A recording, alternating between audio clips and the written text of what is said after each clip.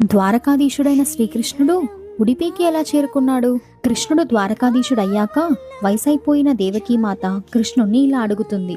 కృష్ణ, నిన్ను పుట్టిన వెంటనే గోకులానికి పంపేశాము. అలా నంద యశోద దగ్గర పెరిగిన నువ్వు 11 సంవత్సరాల తర్వాత మా దగ్గరికి వచ్చావు. నీ బాల్య రూపమే నేను చూడలేదు.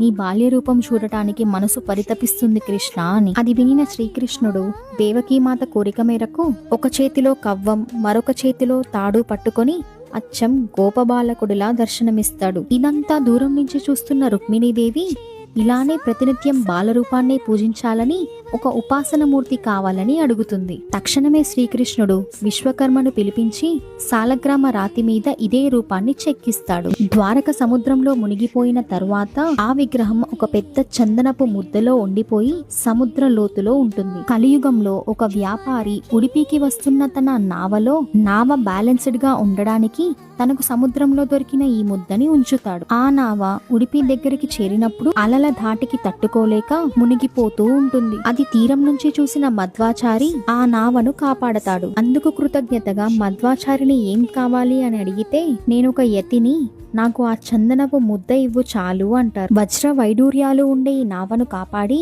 ఏమైనా తీసుకోమంటే చందనపు ముద్ద అడుగుతారేంటి అని అనుకుంటాడు ఆ వ్యాపారి. కానీ ఒక్క మధ్వాచారికే తెలుసు అది వజ్ర వైడూర్యాల కన్నా విలువైన శ్రీకృష్ణుని విగ్రహం అని. అదే బాల్య రూపంలో ఉండే విగ్రహాన్ని తీసుకెళ్లి ఉడిపి క్షేత్రంలో ప్రతిష్ఠిస్తాడు మధ్వాచారి. ఇదే ఉడిపి శ్రీకృష్ణుని చరిత్ర.